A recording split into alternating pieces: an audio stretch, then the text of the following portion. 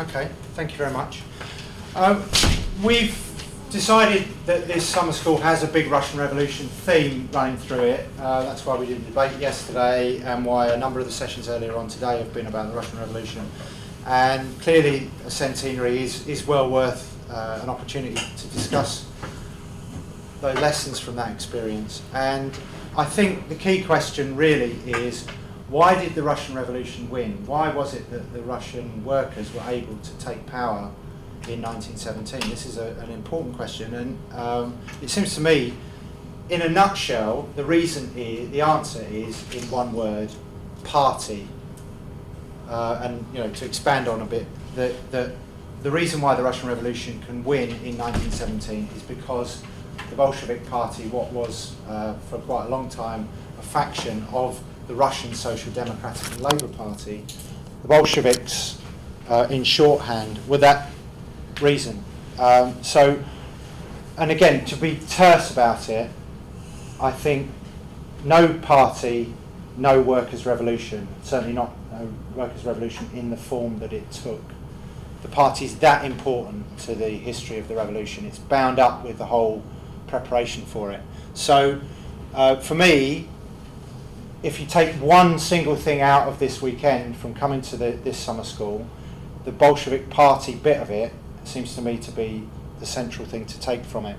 So what I plan to do is just to talk through the history of this party and the factions actually within this party, because it seems to me, again, we're not just doing this as a special history society, we're doing it for current political reasons. So what we take from the experience of the Bolsheviks, I think, is directly relevant to the kind of politics that we're trying to build today.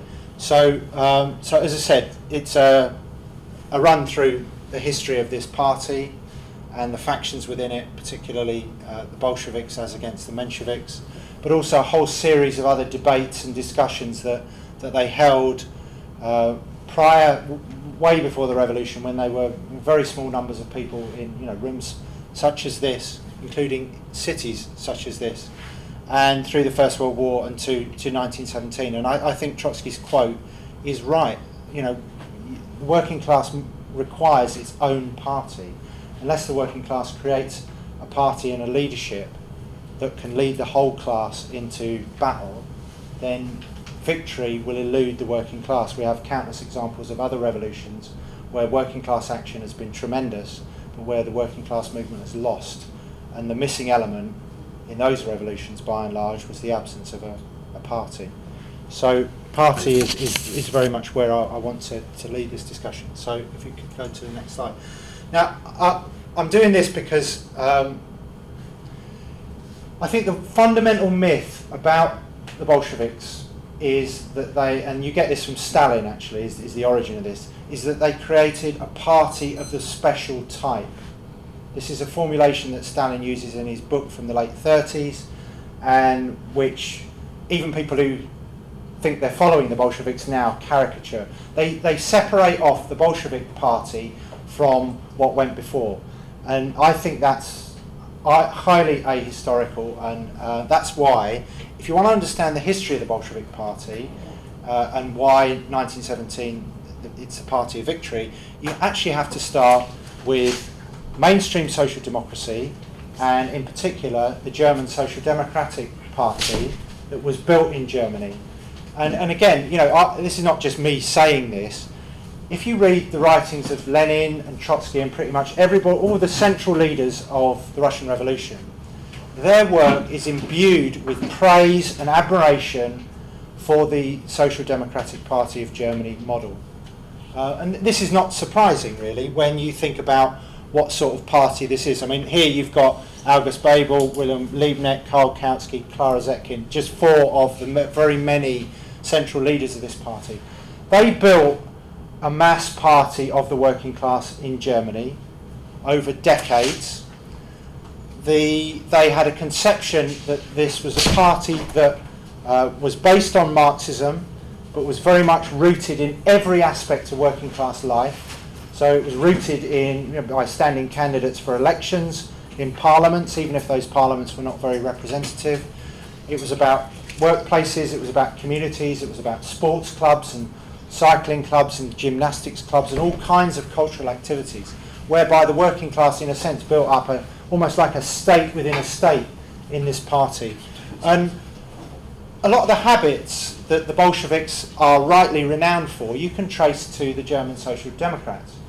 So the idea of what is, and starting your assessment of politics from reality, is very much something that they inherited from Lassalle and the very, very early German Socialist Party.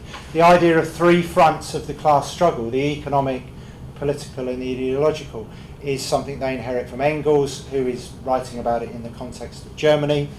The idea of publishing and distributing a newspaper as being the kind of central column of your organising activity, the way that you propagate your ideas. All of these sorts of things, I think, come from the SPD. And, again, if you think about the Russian movement, I mean, in Russia, you've got the Tsarist system where any kind of political activity, and certainly socialist political activity, is going to be illegal, is going to land you in prison, in exile, and where you're going to, how do you get over this? Well, the German movement, although it's founded in the late 1860s and consolidates in 1875, it was very quickly made illegal. So they had a 12-year period from 1878 until 1890 where they were illegal. This is just before the likes of Lenin and Trotsky and the other big Russian Marxists that lead that revolution in 1917. This is when they're, just before they come into political activity. And the Germans had this fantastic system of smuggling. It was called the Red Post, and they learnt how to smuggle newspapers in the bottom of suitcases and on trains, and use the kind of infrastructure of the working class movement to circulate their ideas inside Germany. And again, if you were a Russian Marxist starting out, learning how to do this, you had a model. And that model was German social democracy, as I said, particularly before the turn of the century. And this seems to me to be important, because one of the things that's thrown back at us is that, you want to create this special sort of elitist, party that's, just, conspiratorially, having these small meetings. It weren't about that. What they wanted to do in Russian conditions was build a party like the Germans had done in Germany, that would eventually have 1 million members, that would have hundreds of newspapers, would have all these associations, pubs, hiking clubs, your holidays, your social life, all aspects of your life were bound up in this German party. So I can't emphasise enough that the Bolshevik model is plain and simple, and it's out in front, and we shouldn't ignore it, is German social democracy. So I suppose that's my first point of where our ideas come from. I think if we start at the beginning in Russia, another element of that's often forgotten is that the fight for the Russian Revolution doesn't begin in 1917, doesn't begin actually even with the Bolsheviks in 1903. It begins with the Emancipation of Labour Group. Now, these are populist politicians in the sense of people who look to the peasants in the main more than the workers. But actually, these people, George Plekhanov, Pavel Axelrod, Vera Sasulich and others, they were people who did begin within Russia, even in the 1870s, to look to the working class, even though it's a tiny fraction of the population at this point, as the relevant revolutionary agency. And again, they start up, they get in contact with the German Social Democrats, and they try and copy their methods, they publish their literature, they translate Marx and Engels' work and other social democratic works. And again, if you want to understand where the Bolsheviks get a lot of their language and their concepts from, you have to understand the early work of the Emancipation of Labour Group. This is a group that's founded in 1883 in Switzerland in exile, because all of these Marxists, as they now see themselves, have been driven out of Russia by repression. And believe me, they're not going to Switzerland for a holiday. I mean, they suffered. Two of Plekhanov's children died of tuberculosis while he's in exile in the first 10 years. Axelrod makes a living by selling this sort of yogurty type drink that people thought was a health potion. That was after he tried his hand as a printer, and he just couldn't get the resources to learn to be a printer. Wanted to be a printer, of course, in order to produce literature. But these people fought for the working class to be the agency and the key agency within the Russian movement. They published papers that, again, they tried to send them back. They did succeed in sending publications back into Russia to help the little circles that began to form within Russia. And again, phrases which you would probably associate with Lenin, this one about the revolutionary movement in Russia will only triumph as a working class movement, without revolutionary theory there'd be no revolutionary movement, truth is always concrete. These are not Lenin's phrases originally, they come from these early pioneer Russian Marxists. I mean, the real tragedy of these people is that they all live, these three at least, live until 1917 and they're on the wrong side by that stage. But I think we don't, because we know where it ended up, it doesn't decry the fact that these were the teachers and the educators of the generation that went on to make the Russian Revolution. And if you want to learn really where the Russian revolutionaries that made 1917 come from, then the Emancipation of Labour Group is a good place to start. If you want to read something more about it besides the book, Sean McGamner wrote some very good articles about this stuff which are still on the website, and I think thoroughly repay reading. So that's just a little bit of origins. Let me skip on to the meatier stuff. I think the dominant idea in Marxism, well, it ought to be a dominant idea in Marxism, and one which Workers' Liberty has tried to stress and emphasise, is the idea that the party sits at the nexus of the three fronts of the class struggle. Now again, this is an idea that Engels uses, that Lenin picks up, that lots of Gramsci, various other Marxists have referred to, but I think we're quite distinctive on the left these days as embracing this. And I think it's quite a simple idea. It's a simple idea firstly about the world, which is that capitalism is firstly a system of economic exploitation, of political oppression, where states are about enforcing the dominant economic relations, but there is also an ideological, cultural element to the oppression and exploitation that we face. So this is partly a picture of the world, but it's also partly a picture of how the labour movement needs to work. And again, by contrast, we live in Britain. Britain has been characterised historically by a very strong economic movement, a trade union movement that still has millions of members. We have a Labour Party. So actually the bottom two things are incredibly advanced in many respects. The ideological element in the British labour movement has been historically weak, and that has conditioned everything else. The empirical British approach to theory has meant that we've got a Labour Party in the fragmented sense that it is. We now have the lowest level of strike activity despite the relative strength of the trade unions and economic organisation.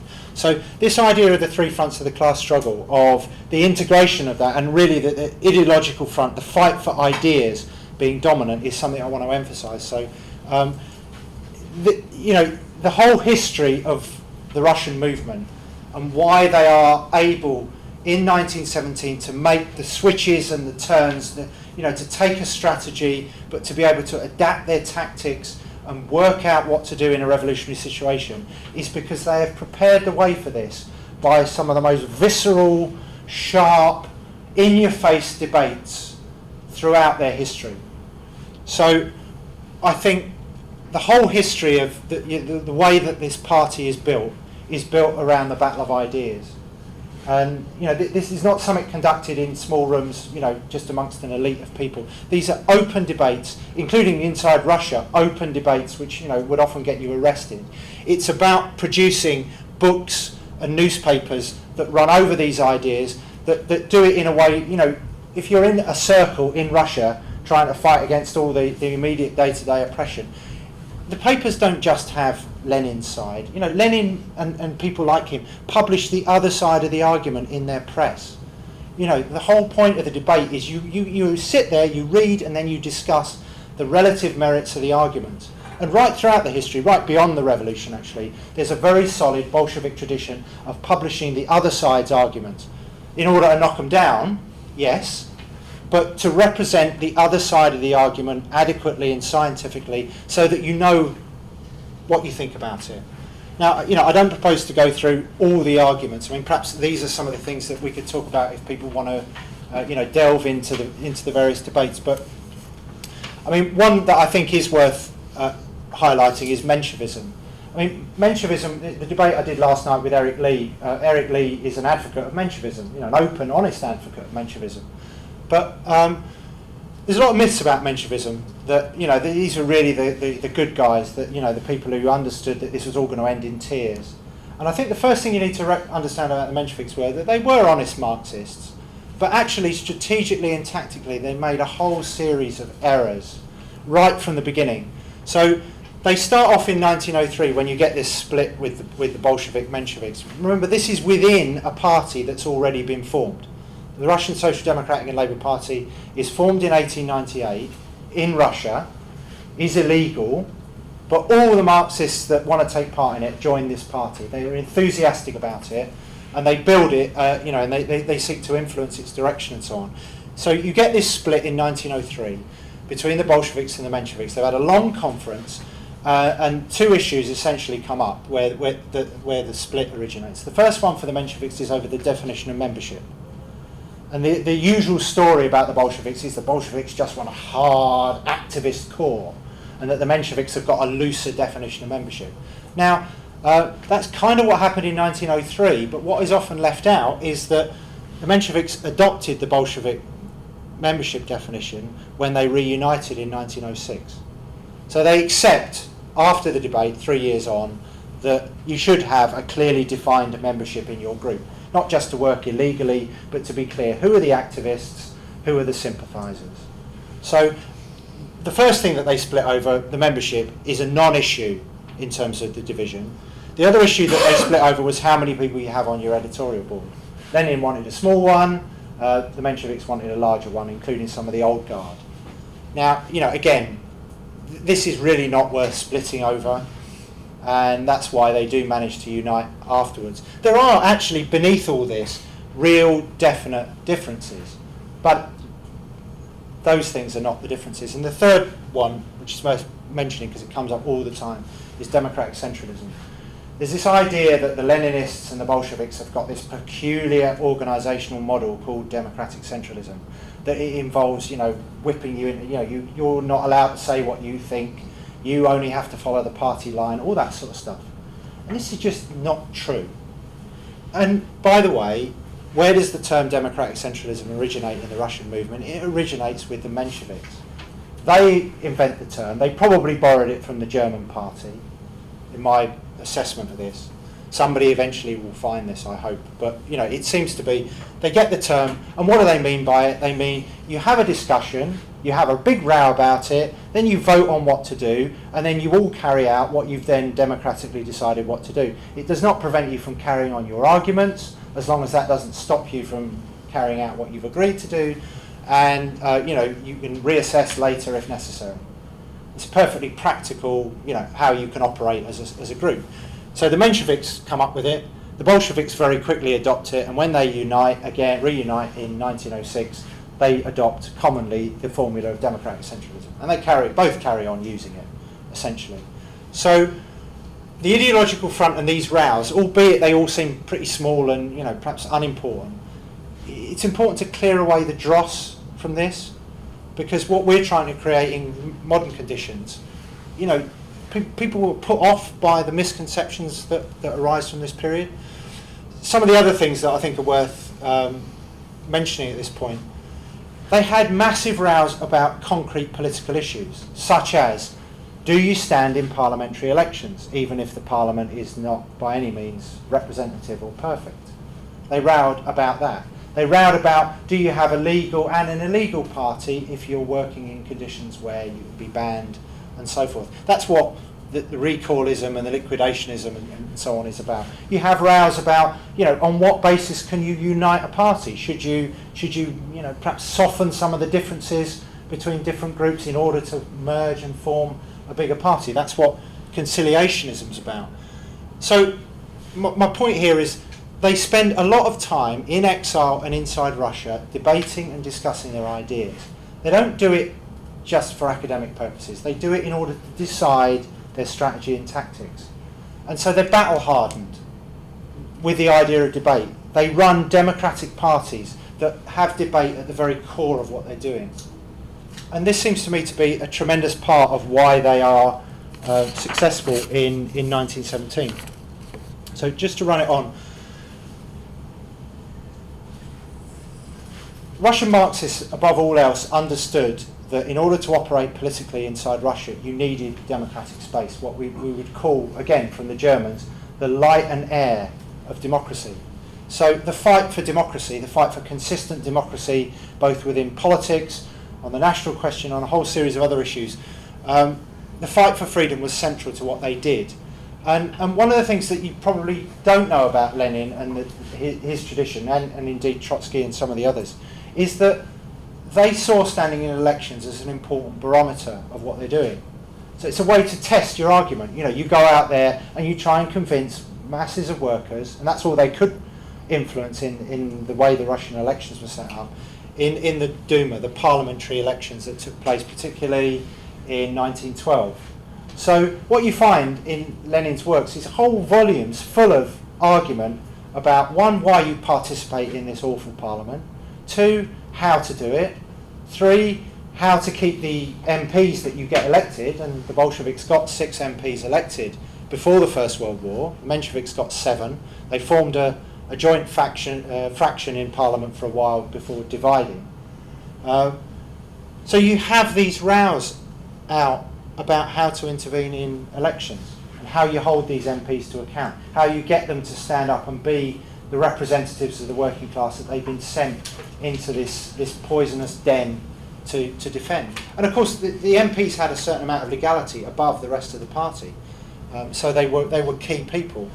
But the political front wasn't just about that. So they argued about women's liberation. They organised a women's magazine, Rabotnitsa, before the First World War, because they wanted to organise particularly the women factory workers that were being drawn into industry in Russia.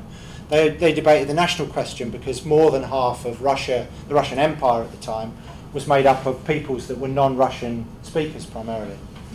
And they debated internationalism. So of all the parties of the Second International that fought, that said they were going to oppose the war, the only party that consistently stood and made that decision in 1914 was the Russian party. Both factions, actually, the Mensheviks and the Bolsheviks, both stood in Parliament, and by and large, most of their forces, there were one or two that didn't, but by and large they stuck with an anti-war position up until the revolution. So standing in elections, fighting on the political front is a key part of the legacy. And then finally, I mean, again, there's a lot on this, but right from the beginning, Russian workers showed tremendous militancy.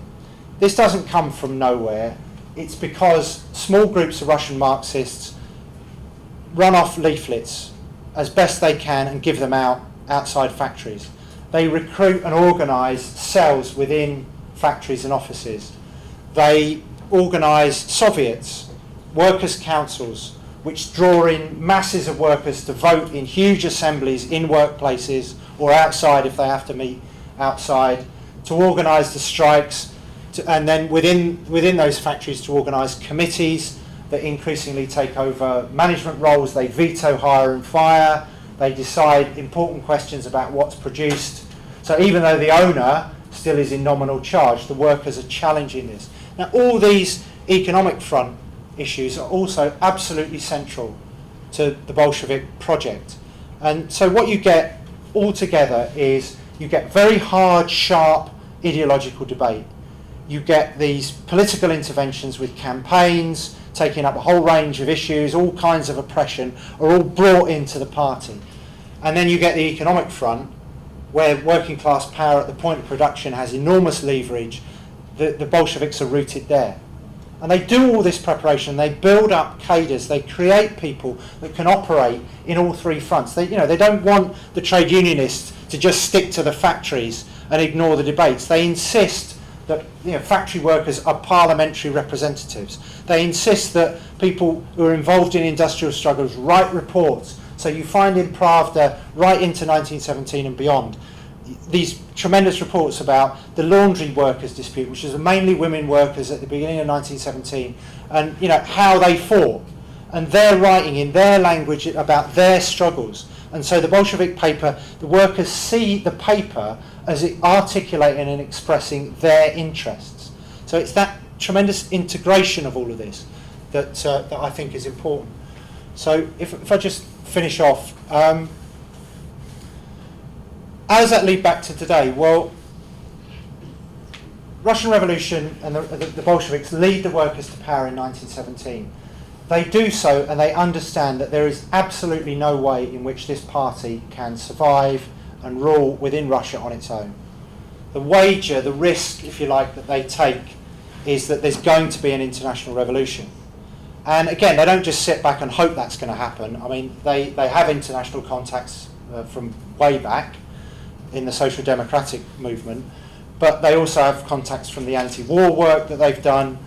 And one of the very first things they seek to do when they've stabilised their rule is to organise a communist international.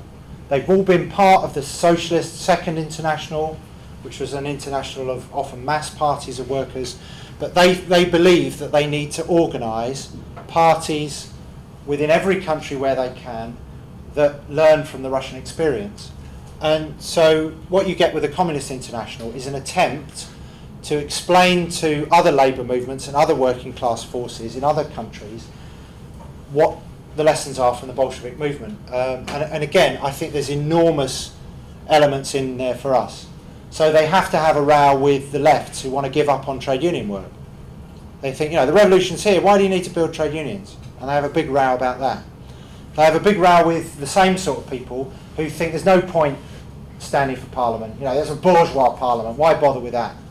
And they say, no, look, the way the working class movement is built by using every bourgeois forum that you can get the workers' voice into. A lot of our attitudes on the Labour Party, for example, you can trace right back to the debates in the Communist International, where they characterise the Labour Party. Lenin calls it a bourgeois workers' party, which, as a pithy formulation, does sum up the contradiction that lies within the Labour Party still, I think, today, where you've got a party based on the trade unions, funded heavily by the trade unions, but where the leadership is often extremely bourgeois, where the politics that's followed is bourgeois, that when the Labour Party gets into power, it rules on behalf of bourgeois rather than working class interests. And they start raising issues which, again, I think are tremendously important for us now. So the idea of transitional demands, which are demands we take up from the working class movement today, but which we try and link to the wider, bigger socialist project. The idea of a united front, and how, where you might disagree amongst a range of workers' organisations, you can unite around specific and concrete demands and fight, against fascism, for example. The idea that what we want is a workers' government. It's a slogan that when Labour got elected in 1997, Jill wrote an article, the fight for a workers' government, trying to articulate what we want from a workers' party in power. And finally, I think this Communist International had tremendous ripple effects on other questions. So, for example, they absolutely transformed the way Marxists and socialists in America related to the anti-racist struggle. And the fact that American society is absolutely riven from the whole of the beginning of modern American history with racism, slavery, but beyond slavery, into to this century and today with Black Lives Matter and so on. It was the Bolsheviks that taught the American movement why they had to take racism seriously, why they had to recruit black workers and black cadres, that they had to transform their own attitudes, that they couldn't just take a sort of, in inverted commas, colourblind attitude and treat the oppression of black people in America as simply an aspect of economic oppression, even though there was an element of that. So the Communist International, and the early Communist International from 1919 to 22 in particular, is a vast storehouse of ideas. And again, the Bolsheviks were not people who just went to these events and said, look, do as we say. They debated, they argued, and actually they ended up by 1922 saying, look, rip up the manual. You need to understand your own labour movements. You need to, yes, take from our revolution, but you need to ground yourself in your own realities. You need to understand your own political economy. You need to, build on your own revolutionary traditions. So they were not about mechanically transposing the lessons of the Russian Revolution onto other labour movements. They had a much more nuanced and concrete approach. Now that all got lost. Stalinism destroys this. It creates communist parties that operate as the external wing of Russian foreign policy. And we still live with the legacy of Stalinism today. But I think the party and the party building methods of the Bolsheviks are amongst the most precious legacy from this revolution. And for us today, we don't start from scratch. We have experiences and models and examples that we can draw on, and I think that's what the party discussion is about. So what I'd hope this afternoon is that we have a discussion about this. If you've got questions about elements of the Bolshevik history that you've heard about, that you ask about those things, and we'll try and answer them. But if you take one thing from this school, take the idea that joining and building a working class party is the key to working class self-liberation. Without doing that, I don't think there can be a successful workers' revolution either in Britain or anywhere else. There can be massive class struggle, and there will be big class struggles ahead. But if you want to win, then you need to learn from the Bolsheviks. They're the only ones so far who've shown how to win, and therefore I think it's part of our duty to learn from them, to take from their experience, and to refresh our own activity with it. Okay.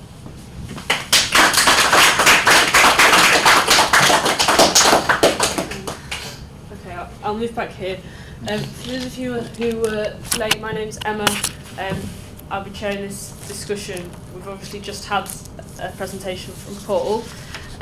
So now I'm going to take contributions, discussion, questions from the floor, and then we'll come back and have 10 minutes of response from Paul at the end, unless you've got not much to say, in which case I'll take Paul back earlier. So has anybody got anything they'd like to ask? So, Liam. So I think, Paul, that the history is very valuable to uncover the kind of reality of what the Bolshevik Party did represent, and maybe you could say that when you come back about the role that interpretations of the Bolshevik Party has played in the kind of contemporary left. So I'm thinking, for example, about the Socialist Workers' Party in this country and organisations that take a view of the Bolshevik Party that's really derived from Stalinism, the idea of a monolithic party, the idea that you can't have factions, the idea that democratic centralism means that you just have to abide by the line and you can't state your differences. But clearly what you've done in the book and in the presentation is that couldn't be further from the truth of what the Bolshevik Party actually was. I think you said on Friday, even during the Russian Civil War, you had the left communist faction of the Bolshevik Party running around publishing a public newspaper, saying that they shouldn't sign the Treaty of Brest-Litovsk with Germany publicly. Whereas in the SWP, for example, today, you can't even discuss on Facebook together outside of the pre-conference period. Famously, 4 people got expelled for that. But about 4 years ago. I apologise if I don't know your names. Could you tell me what they are when you speak this time? This is Gonzalo. Thank you very much, Paul. I think that it is interesting to debate democratic centralism not only in what meant in the Russian context, but how it has been interpreted and enacted on throughout history after the Russian Revolution.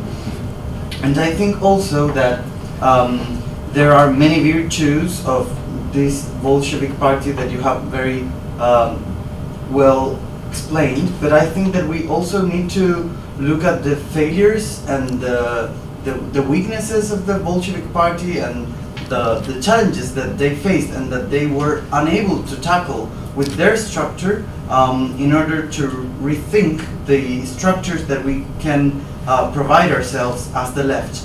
I think that although the democratic centralism has a very simple principle that you very well described, sometimes lends itself to some sort of abuse from those who have authority or that have some positions within the party structure. And I was wondering what's the role of, firstly, public critique and public debate, because one thing is to have arguments and debate within the party, which is obviously you will have, at least I expect to. But then in many parties don't allow that you say anything out of the line publicly, and that's one thing. And the other thing, it's how does democratic centralism link to federalism and other ways of organizing from bottom to top that are alternatives, and how can we discuss having those alternatives in mind? Okay, I'll take this gentleman next. Yeah, I'm Pat from Northampton. So I wasn't able to attend the debate yesterday with Eric Lee, wasn't it? Yeah, that's right. So you know, I mean, people might have come across Eric Lee's campaigning work for trade unionists.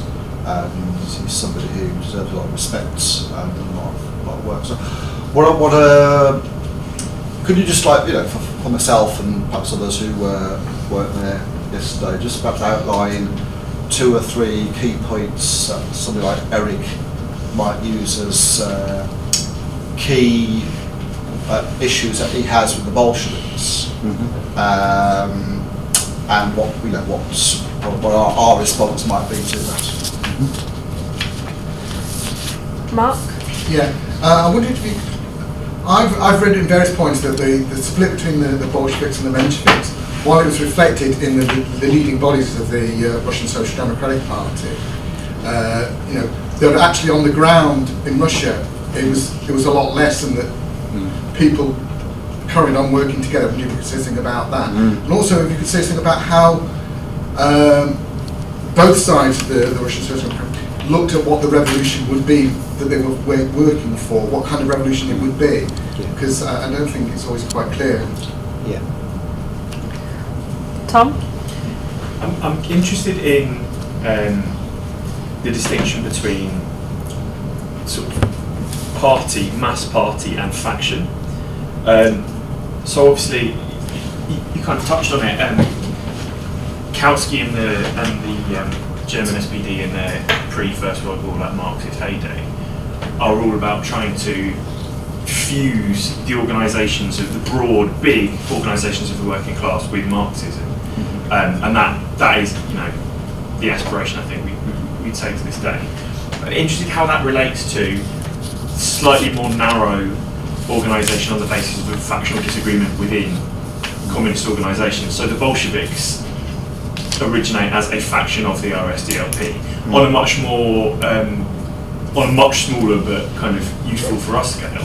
Workers' Liberty as an organisation,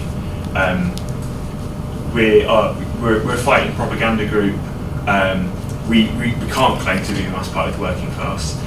We do work in the Labour Party. We aspire to a greater unity of other revolutionary socialist groups on the British left. We would hope to want to be able to be part of a unified revolutionary socialist party in Britain. But I mean, even if we were to go into that broader organisation and some kind of democratic libertarian working arrangement could be found with other groups, presumably we'd keep ourselves constituted because we've got quite a distinct set of ideas which we think are useful and that the rest of the socialist left should have. So could you talk a little bit about the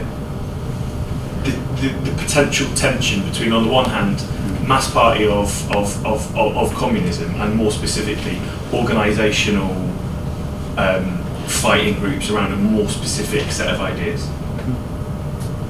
We got any other comments or questions before?